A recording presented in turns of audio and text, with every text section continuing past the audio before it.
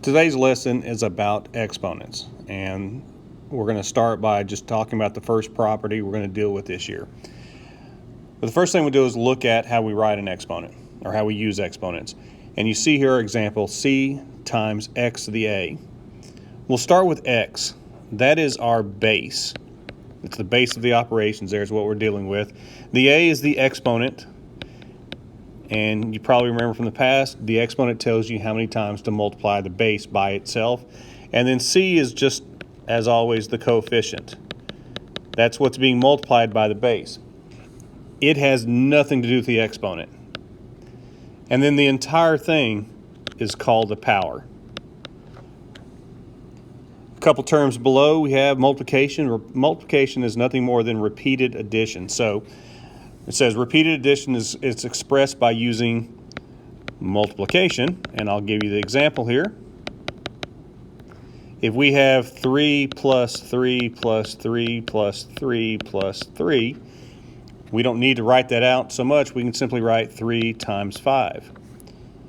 Exponentials, repeated multiplication is expressed by using exponents. Same idea.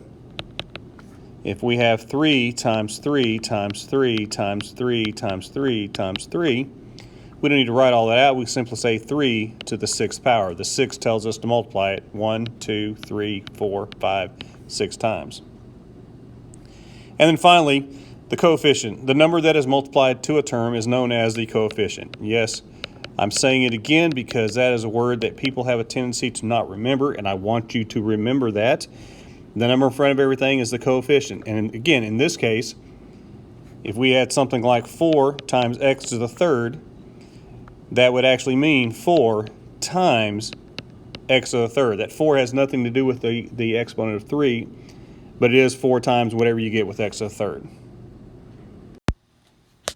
Okay, so now let's look at how we're going to work with them. And we'll talk about some properties that exponents have here in a moment. But the first thing I'm going to tell you is something that's not, you won't necessarily see, and it's not the shortcut, but something you should always remember to do is when given the opportunity, you always want to expand with exponents. In fact, I like to say expand and win. If in doubt, you always expand. If you try to do the shortcuts, that's fine. But if you ever have a problem with it, you expand, it'll be very obvious what's going on. So we're going to talk our way through that. We'll start with this first example, x to the third power, often called x cubed, but x to the third power times x to the fourth. If we expand that, x to the third means x times x times x. There's 1, 2, 3. And then times the second one, x to the fourth, x times x times x times x. If we then combine that, there's nothing but multiplications in here.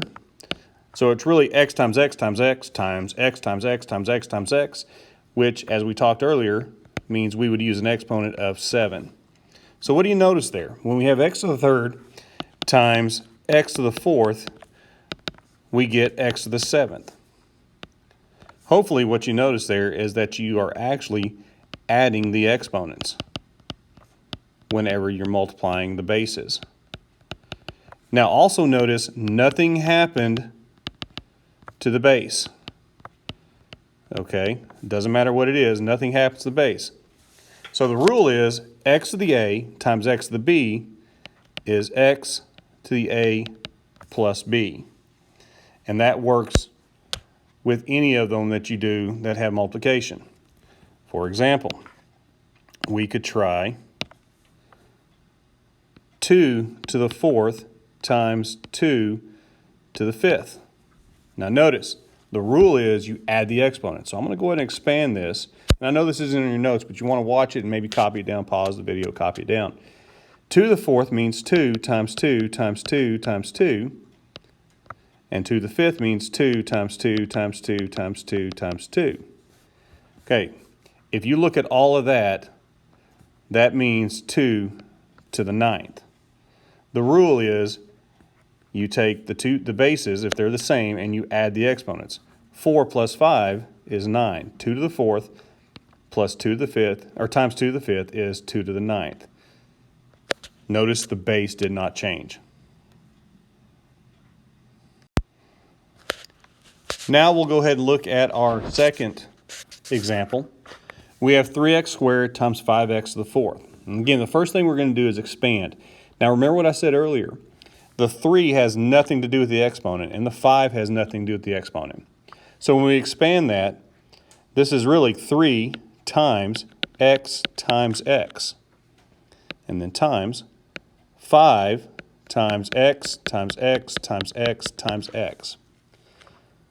So the first thing we can do is we can use the commutative property, which tells us we can regroup these. We can put our numbers together, and we can put our variables together.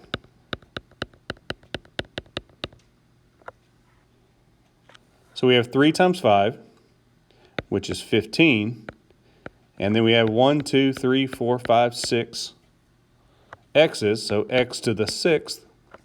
So combined, that's 15 x to the 6th.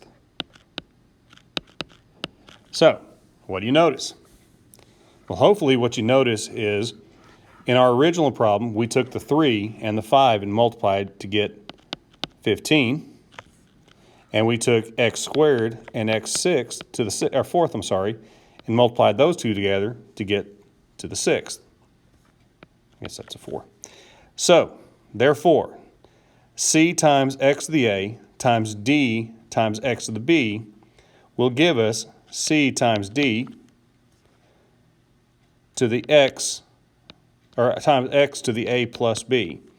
Notice the x to the a plus b is the same as the first example. All we're doing differently here is we're multiplying the coefficients. So if you need to write that, think multiply coefficients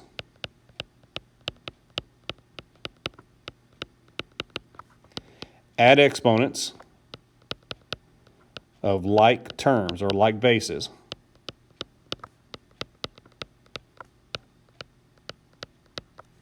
And again, if there's any doubt, always expand. It's very obvious when we look up here what our answer is going to be. In fact, rarely will you ever make any mistakes there. You make them all when you try to do the shortcut in your head. For our last example, we have what's called a power to a power. Notice we have x to the third, and then that's in parentheses to the fourth power.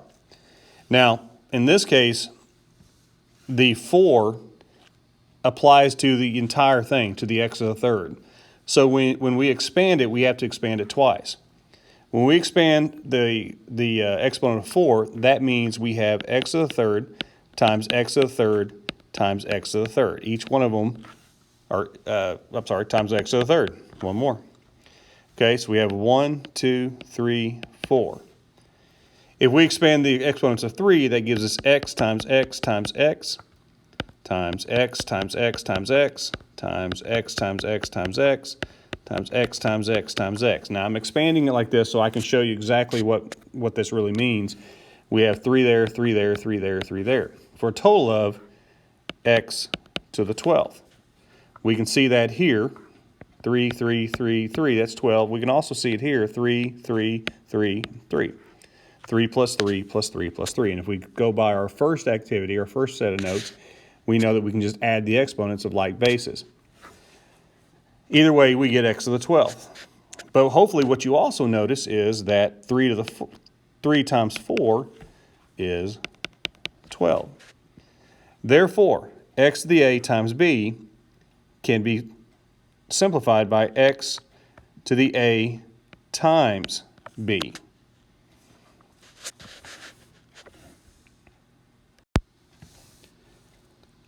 All right, let's go ahead and summarize what we've talked about today. When multiplying exponents that have the same base, we will keep the base and add the exponents. So x to the 5th times x to the 9th, the base stays the same, we add the exponents, x to the 14th. Next, when multiplying exponents with the same base that have leading coefficients, we multiply the coefficients, we keep the base, and we add the exponents.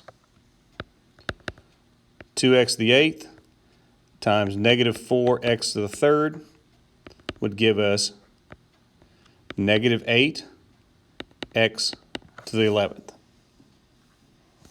And finally, when raising a power to a power, we keep the base and multiply the exponents.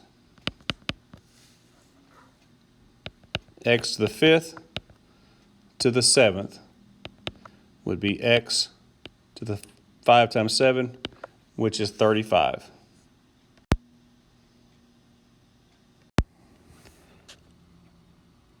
Now with that, go ahead and do the final 8 problems on the paper for practice.